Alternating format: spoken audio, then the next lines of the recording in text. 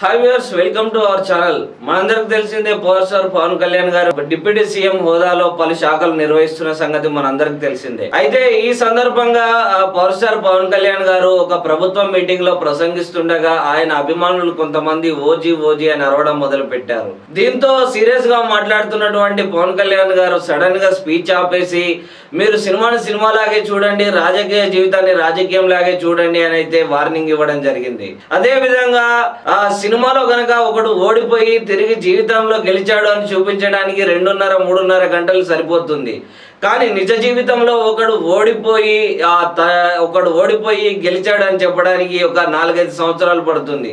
అదే విధంగా వాడు ఉంటాడో లేదో తెలీదు. అదే విధంగా మర్డర్ కేసులు పెట్టొచ్చు, ఇంట్లో వాళ్ళను తిట్టొచ్చు, అదే విధంగా అటెంప్ట్ మర్డర్ కేసులు కూడా పెట్టొచ్చు.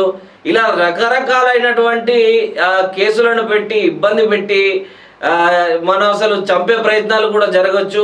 ఇలాంటి కష్టాలను అనుభవించి ఒక 4 సంవత్సరాలు 5 సంవత్సరాలు కష్టపడితే కానీ ప్రభుత్వ హోదా అనేది రాదు. అలాంటి హోదా వచ్చినప్పుడు మనము కాన్సన్ట్రేట్ చేయాల్సింది ప్రజా పరిపాలన మీద తప్ప సినిమా విషయాల గురించి ఇక్కడ ప్రస్తావన తీసుకురావడం సరైనది కాదని చెప్పి పవన్ కళ్యాణ్ గారు చెప్పడం జరిగింది. సినిమా చేయడం అంటే నాకు చాలా సరదానే, సినిమా చేస్తే నాకు డబ్బు వస్తుంది.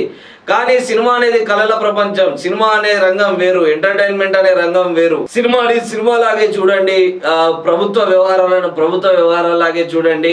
సినిమా వ్యవహారాలని ప్రభుత్వ వ్యవహారాల్లో తీసుకురావడం వల్ల ప్రజా సమస్యల మీద కాన్సన్ట్రేషన్ దెబ్బతినే అవకాశం ఉంటుంది అని చెప్పైతే పవన్ కళ్యాణ్ గారు పేర్కొనడం జరిగింది. సో ఈ విధంగా ఇప్పుడు ఏవైతే పవన్ కళ్యాణ్ గారు అభిమానులని ఉద్దేశించి మాట్లాడారో ఈ వ్యాఖ్యలు అయితే ప్రజెంట్ నెట్టింట వైరల్ గా మారాయి.